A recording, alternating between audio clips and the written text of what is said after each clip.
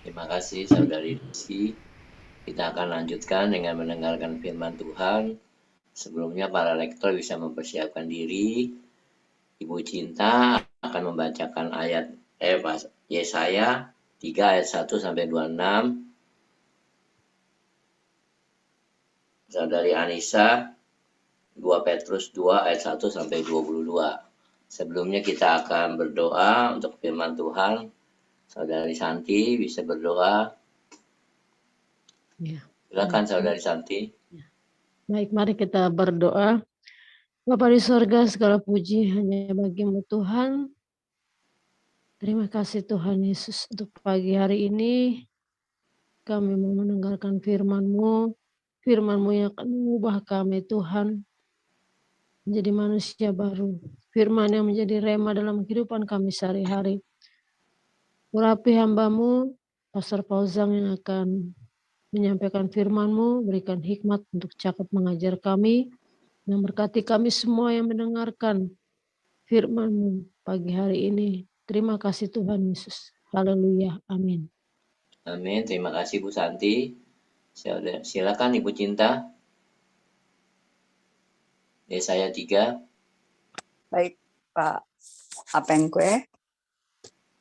Mari kita sama-sama mendengarkan firman Tuhan yang terambil di Yesaya pasal 3 ayat 1 sampai 26.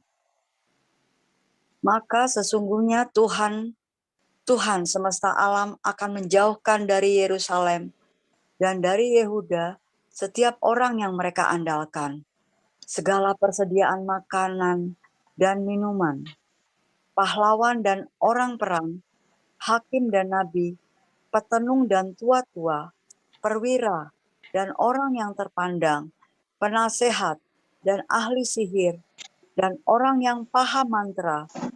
Aku akan mengangkat pemuda-pemuda menjadi pemimpin mereka, dan anak-anak akan memerintah atas mereka.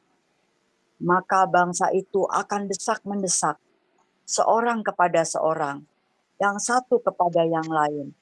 Orang muda akan membentak-bentak terhadap orang tua, orang hina terhadap orang mulia.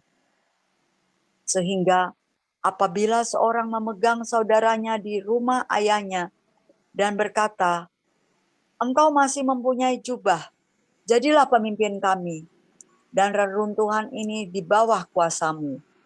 Maka pada waktu itu, saudaranya akan menjawab, "Aku tidak mau menjadi tabib. Di rumahku tidak ada roti dan tidak ada jubah. Janganlah angkat aku menjadi pemimpin bangsa.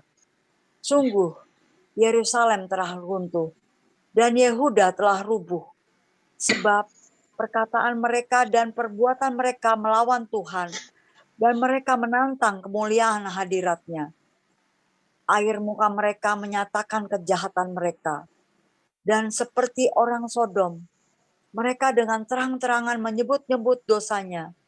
Tidak lagi disembunyikannya. Celakalah orang-orang itu, sebab mereka mendatangkan malapetaka kepada dirinya sendiri. Katakanlah, berbahagia orang benar, sebab mereka akan memakan hasil pekerjaannya. Celakalah orang fasik, malapetaka akan menimpanya, sebab mereka akan diperlakukan menurut perbuatannya sendiri. Adapun umatku, penguasa mereka ialah anak-anak dan perempuan-perempuan memerintah atasnya. Hai umatku, pemimpin-pemimpinmu adalah penyesat, dan jalan yang kamu tempuh mereka kacaukan. Tuhan mengambil tempat untuk menuntut dan berdiri untuk mengadili bangsa-bangsa. Tuhan bertindak sebagai hakim atas tua-tua dan pemimpin-pemimpin umat-Nya. Kamulah yang memusnahkan kebun anggur itu, barang rampasan dari orang yang tertindas tertumpuk di dalam rumahmu.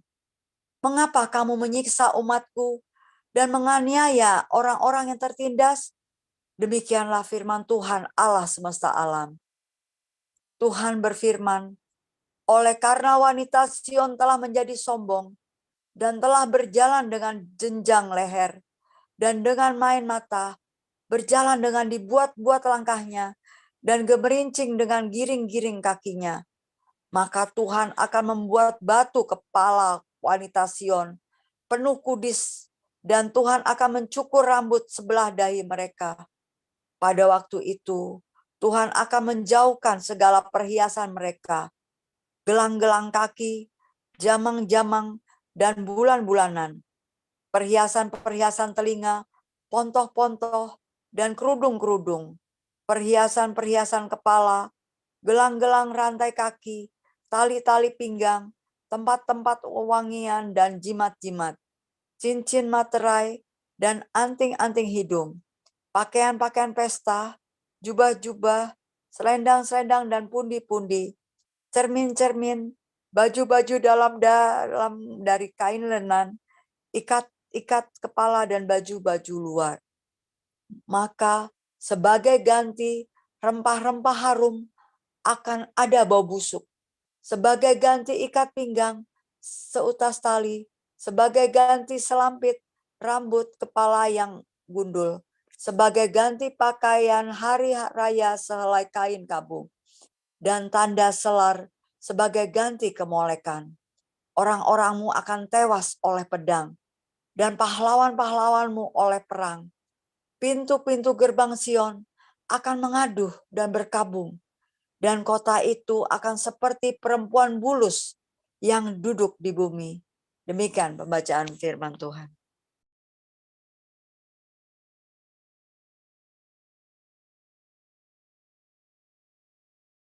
Mohon maaf karena Bu Salma sudah selesai cutinya.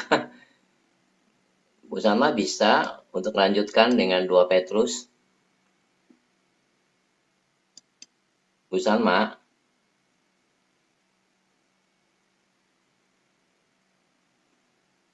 Bu Salma bisa dengan 2 Petrus.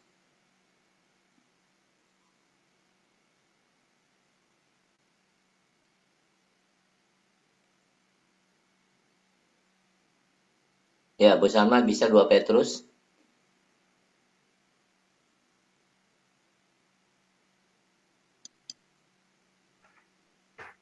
Ini juga Bu Nerliana tidak bisa masuk dari tadi, Pak, sebabnya. Ya, ini Bu Salma bisa.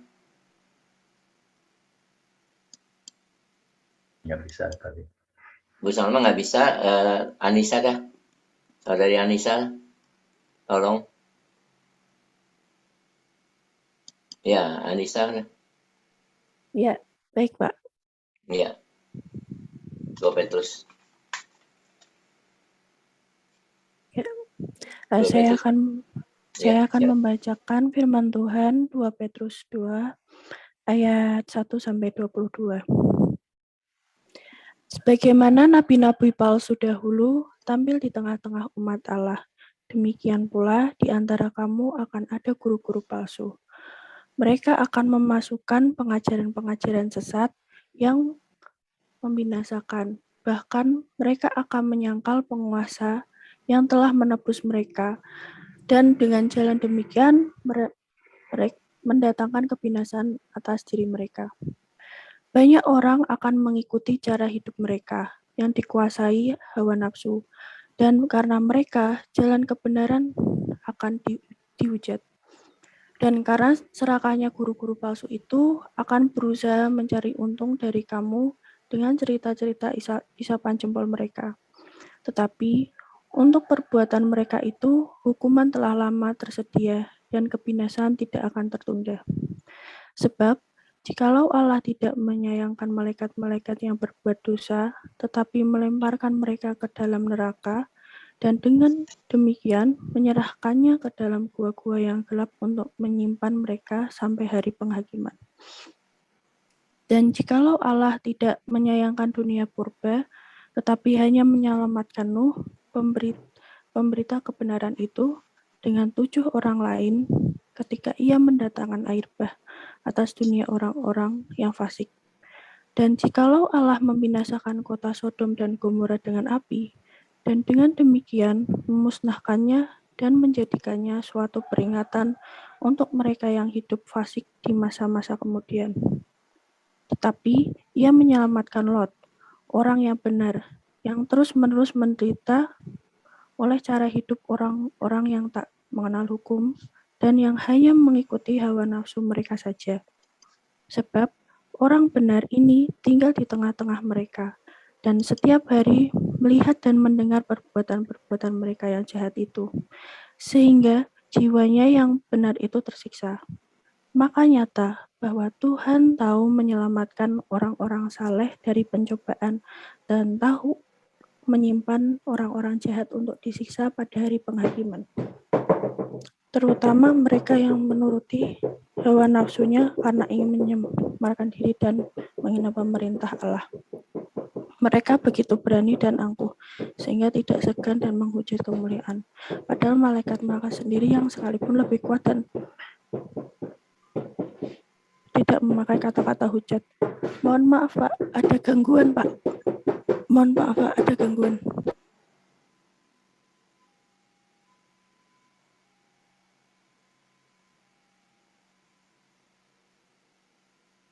Lanjutkan, siapa? Anissa. Ya, sedang ada gangguan, nggak bisa Pak Apeng. Ya, saya lanjutkan. Ya, lanjut aja Pak Apeng. 10. 11. Padahal malaikat-malaikat sendiri yang sekalipun lebih kuat dan lebih berkuasa daripada mereka tidak memakai kata-kata hujat. Kalau malaikat-malaikat menuntut hukuman atas mereka di hadapan Allah, tetapi mereka itu sama dengan hewan yang tidak berakal, sama dengan binatang yang hanya dilahirkan untuk ditangkap dan dimusnahkan.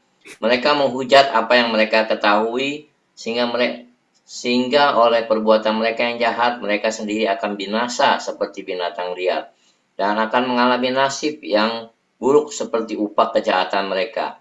Berfoya-foya pada siang hari mereka anggap kenikmatan. Mereka adalah kotoran dan noda yang mabuk dalam hawa nafsu. Kalau mereka duduk makan minum bersama-sama dengan kamu, mata mereka penuh nafsu zina dan mereka tidak pernah jemu berbuat dosa. Mereka memikat orang-orang yang lemah. Hati mereka telah terlatih dalam keserakahan. Mereka adalah orang-orang yang terkutuk.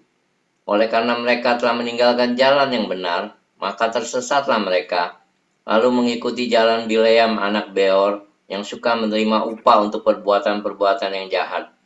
Tetapi Bileam beroleh peringatan keras untuk kejahatannya, sebab keledai, beban yang bisu berbicara dengan suara manusia dan mencegah kebebalan nabi itu. Guru-guru palsu itu adalah seperti mata air yang kering, seperti kabut yang dihalaukan taufan.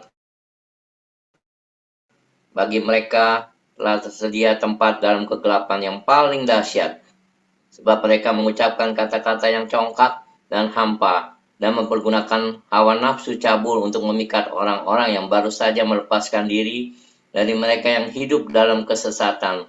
Mereka menjanjikan kemerdekaan kepada orang lain, padahal mereka sendiri adalah hamba-hamba kebinasaan. Karena siapa yang dikalahkan orang, ialah hamba orang itu. Sebab jika mereka oleh pengenalan mereka akan Tuhan dan Juru Selamat kita, Yesus Kristus, telah melepaskan diri dari kecemaran-kecemaran dunia, tetapi terlibat lagi di dalamnya, maka akhirnya keadaan mereka lebih buruk daripada yang semula. Karena itu bagi mereka adalah lebih baik jika mereka tidak pernah mengenal jalan kebenaran daripada mengenalnya. Tetapi kemudian berbalik dari perintah kudus yang disampaikan kepada mereka. Bagi mereka cocok apa yang dikatakan peribahasa yang benar ini. Anjing kembali lagi ke muntahnya, dan babi mandi kembali lagi ke kubangannya. Demikianlah firman Tuhan. Kita akan mendengarkan firman Tuhan yang disampaikan Pastor Paul dengan judul Guru Palsu. Silakan Pastor Paul. Iya, minta tolong ditampilkan 1 Yohanes 2 ayat 16. 1 Yohanes 2 ayat 16. Saya bacakan dulu ya, 1 Yohanes 2 ayat 16.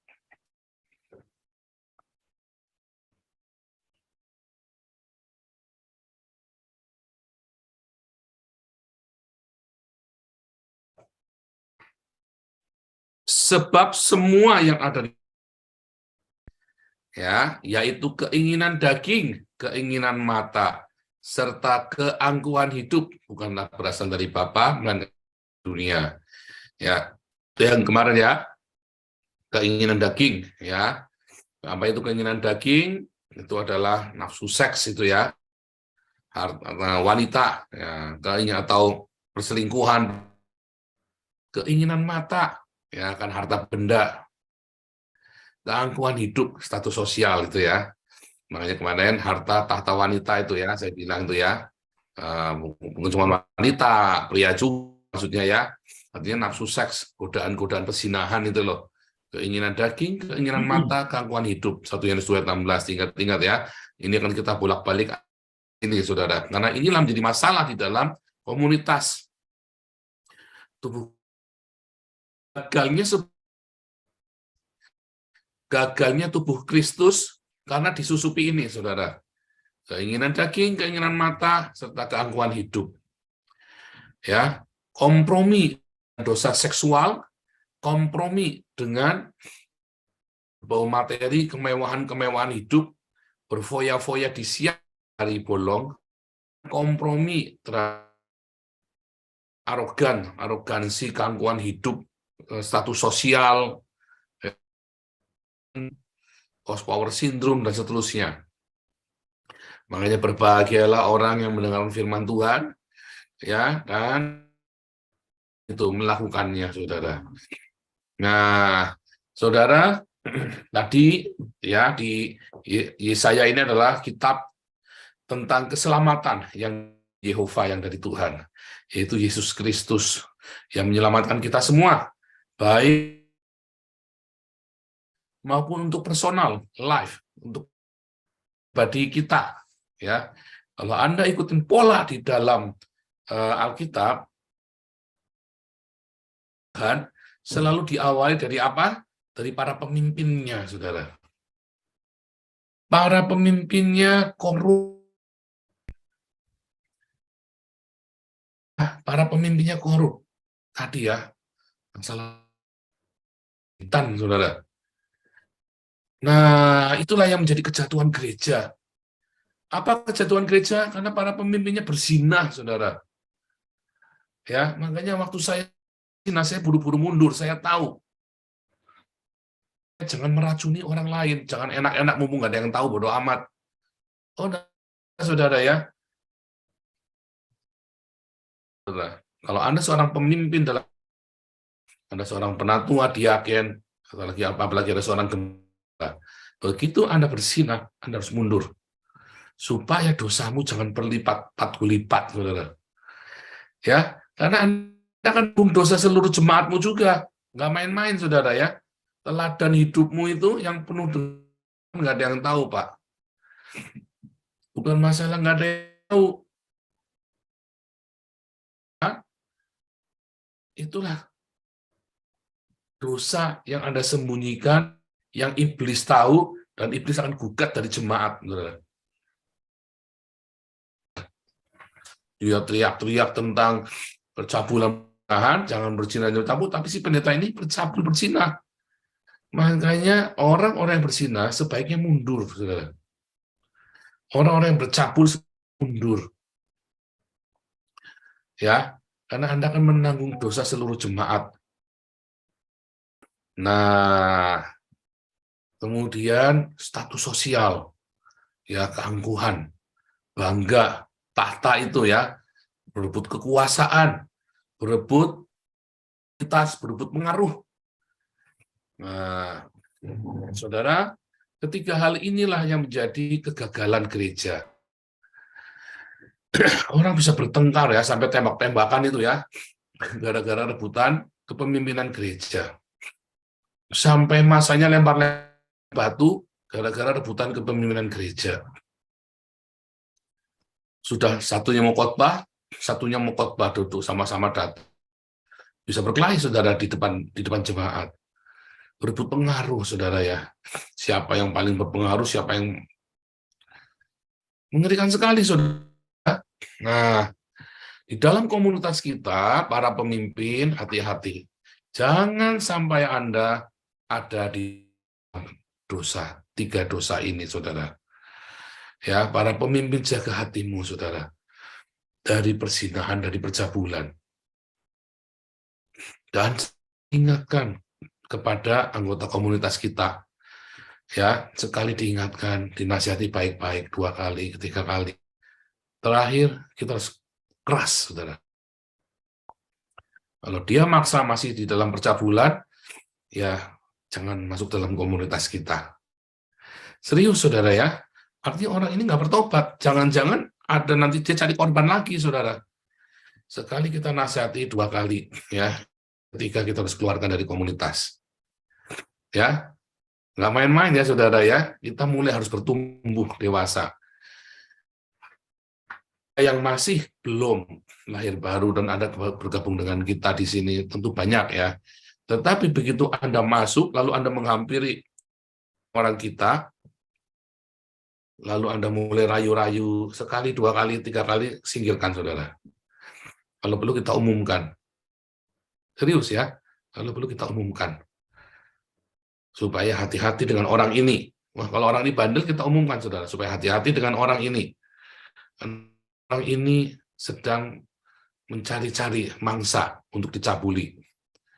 Bersyukur ya, sudah.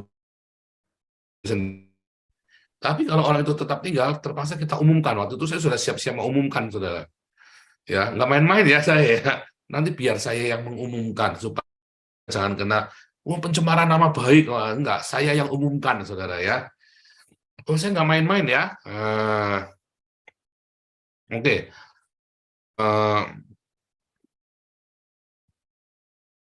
Saya yang akan mengumumkan, saudara ya. Nah, demikian juga yang orang-orang yang malakin, saudara ya, yang suka malakin. Ya, kita juga mesti hati-hati. Ya, kita lihat, karena kalau karena kemiskinan, kita masih bisa tolerir, saudara. Tapi kalau sudah malak, ya, mau kita, ya, kita mesti ngomong dengan tegas. Jangan takut ya, jangan sungkan ya, saudara ya. Ada orang-orang yang berusaha manipulasi Anda untuk dengan alasan segala macam kebaikan dan firman Tuhan. Oh, ya, sudah tahu ya, contohnya Rudi Yohanes, kita sudah ngomong ya, kita ngomong dengan terang-terangan. Tadinya kita ngomong baik-baik, saudara.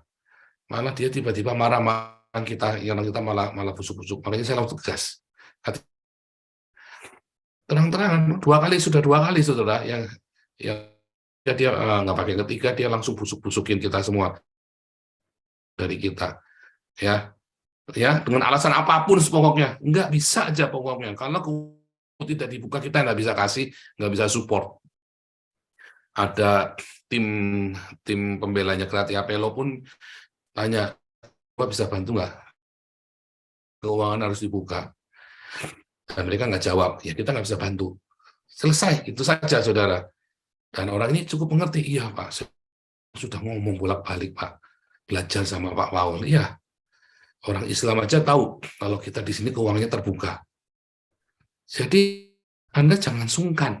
Kebanyakan orang itu sungkan karena takut ribut ya. Toh lagian bukan uangnya kita pribadi, tapi uang rame-rame.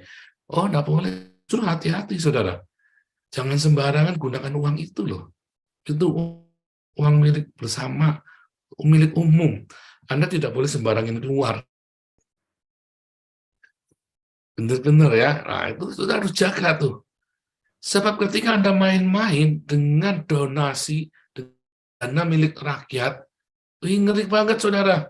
Disitulah awal kehancuran gereja. Perebutan apa? Uang, donasi, saudara. Perebutan donasi. Anda lihat hancurnya pendeta-pendeta, hamba-hamba Tuhan, YouTubers, semua hancurnya gara-gara duit, berebut uang.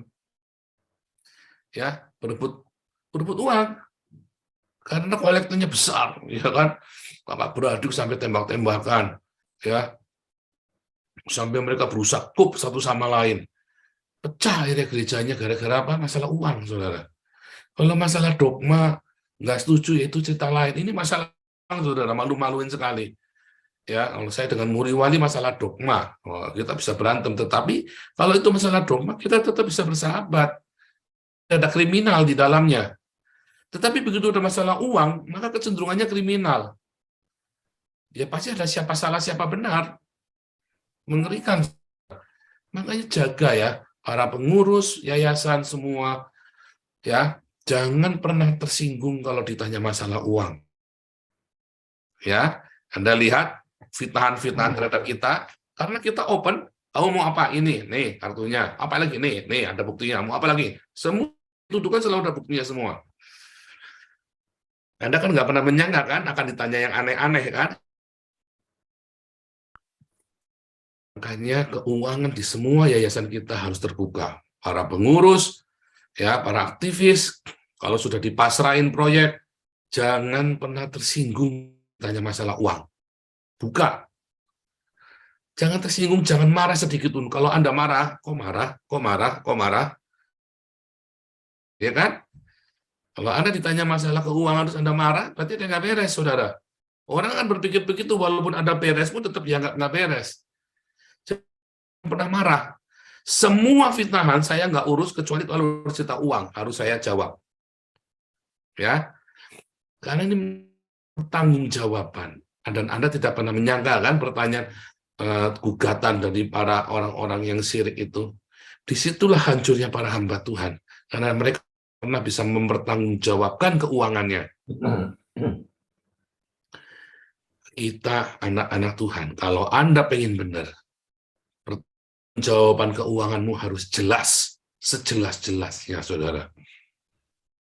Bahkan Anda kaya duitnya dari mana, itu jelas.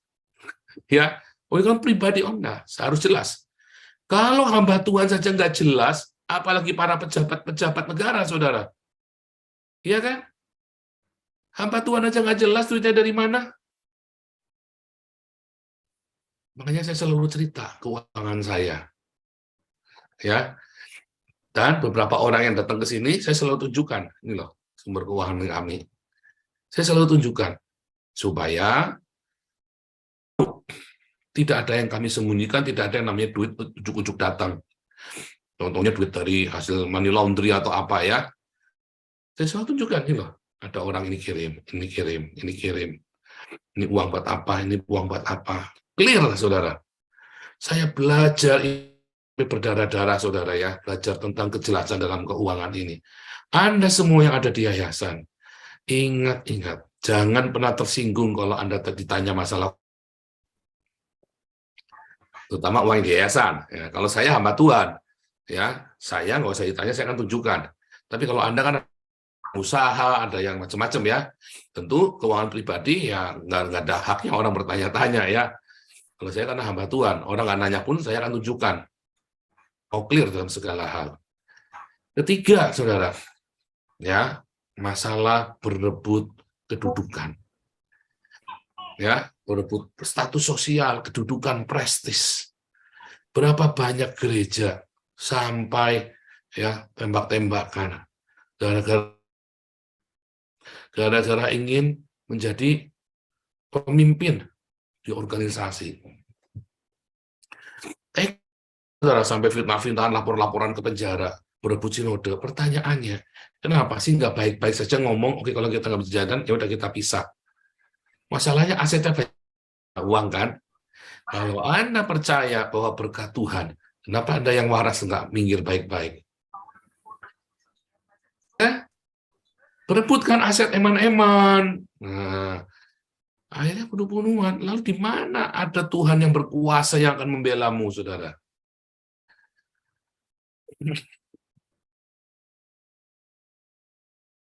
Kekuasaan, ya, status sosial.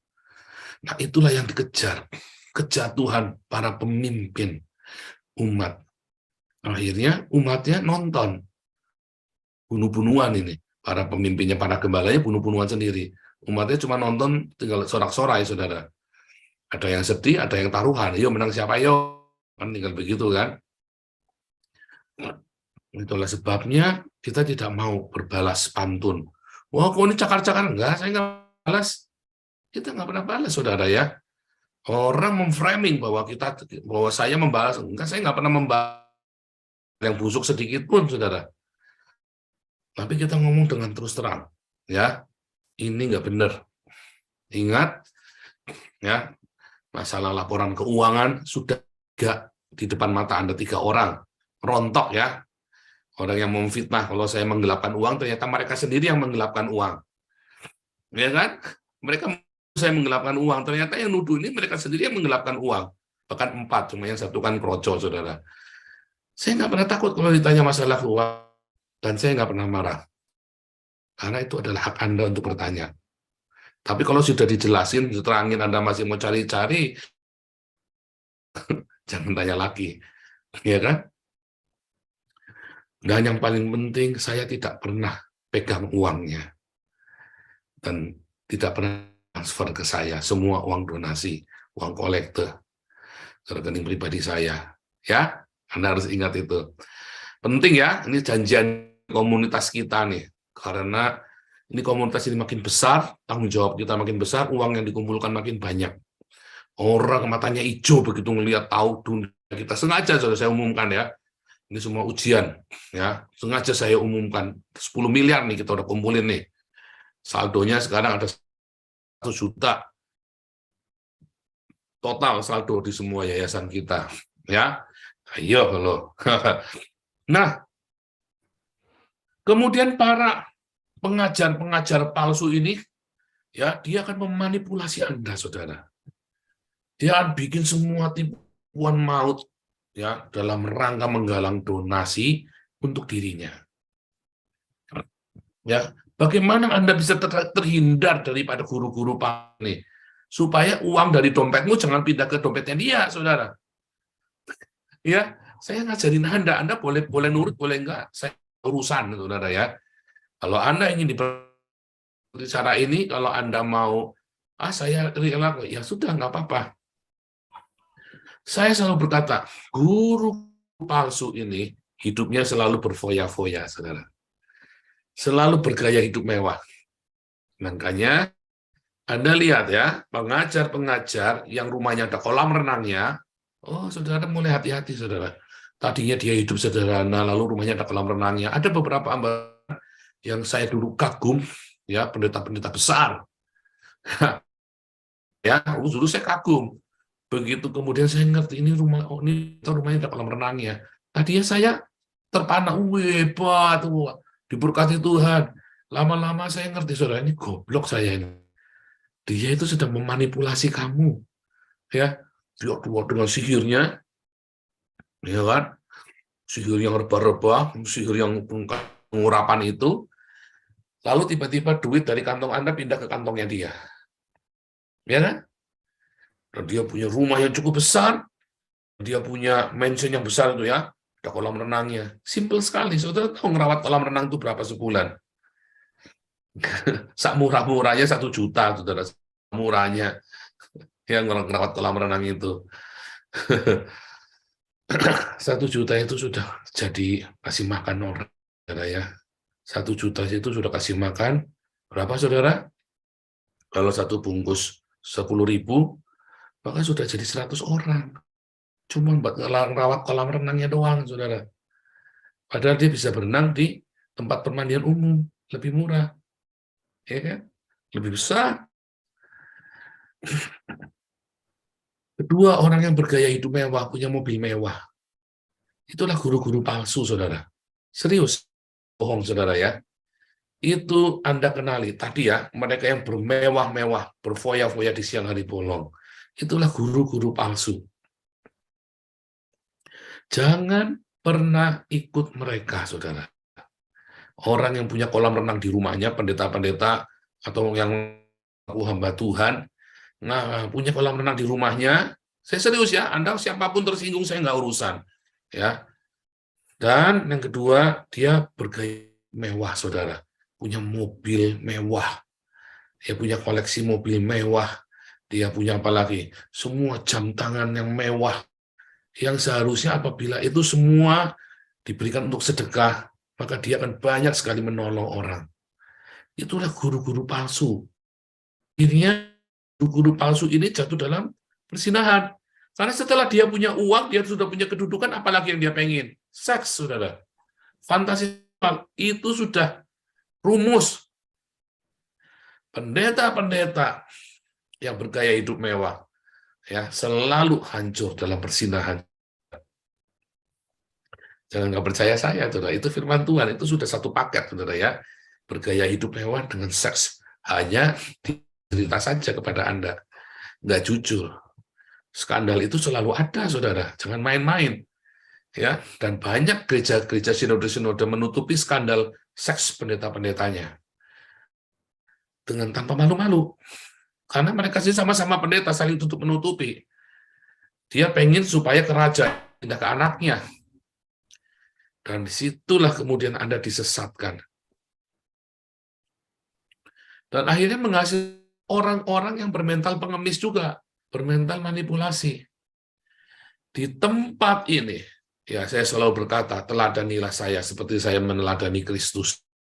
Hidup di dalam kekudusan. Ya, tidak bergaya hidup mewah. Dan berbagi otoritas. Sehingga keputusannya bukan dari saya. Saya selalu berbagi. Apakah saya yang memutuskan untuk semua yayasan? Enggak. Para pengurus yayasan ini, saya hanya memberikan saran pengajaran. Apa ya? Dan mereka yang kemudian mengeksekusi dan memutuskan untuk diri sendiri. Saya hampir ya sesedikit mungkin sih. Kecuali udah masalah yang krusial ya, saya intervensi. Ya kan? Di Damaris, apakah saya putusin perkara-perkara? Bukan. Di Damar Kasih, apakah saya yang mutusin? Bukan. Pengurus semua, rame-rame.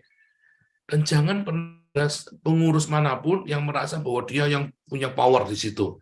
Tidak ada satupun. Semua keputusan harus bersama-sama. Supaya Anda mengalami power syndrome. Itulah fungsinya penatua.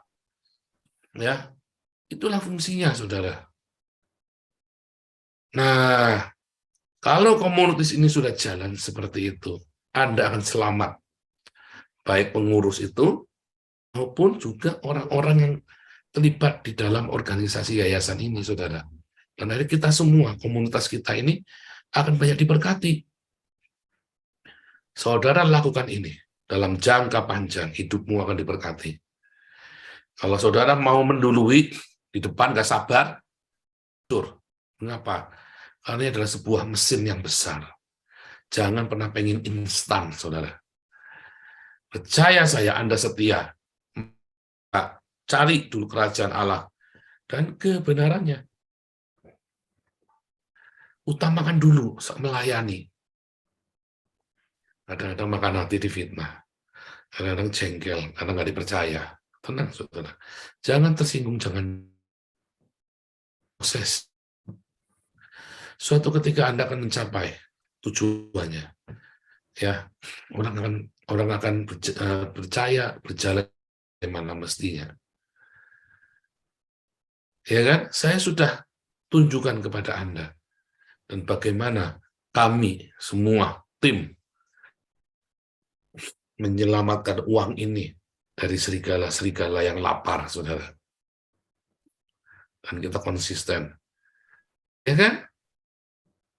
Semoga saudara semua firman Tuhan ini bukan hanya bagi para pengurus, aktivis, dan bagi orang-orang yang terlibat di dalam komunitas kita, baik yang memberi bantuan maupun yang menerima bantuan. Saling mereka ngerti aturan mainnya. Aturan main ini ada di dalam Alkitab, bukan dari saya. Aturan main ini dijalankan dengan benar di Alkitab, sesuai dengan apa yang Alkitab belajar. Kalau semua komunitas tubuh Kristus itu, sebenarnya Indonesia mudah sekali dimenangkan. Sayang, hampir mustahil melihat doktrin yang sudah diajarkan ya tentang sumber kekayaan dari gereja itu halal. Sebenarnya haram. Anda tidak boleh memperkaya diri dengan uang donasi loh, saudara. Nggak boleh loh, saudara ya. Memperkaya diri dengan uang donasi itu nggak boleh. Kamu berada di situ, hatimu ada. Dan itu donasi itu adalah milik orang-orang miskin. Jadi kalau ambil, Anda rampok buat diri Anda sendiri, itu kutuknya orang miskin itu pindah kepada Anda, saudara. Ya, hati-hati ya. Oke. Ya, pembekalan hari ini ya dari kitab Yesaya 3 ini diingat-ingat ya oleh setiap komunitas kita. Tuhan Yesus memberkati. Silakan Pak Aben.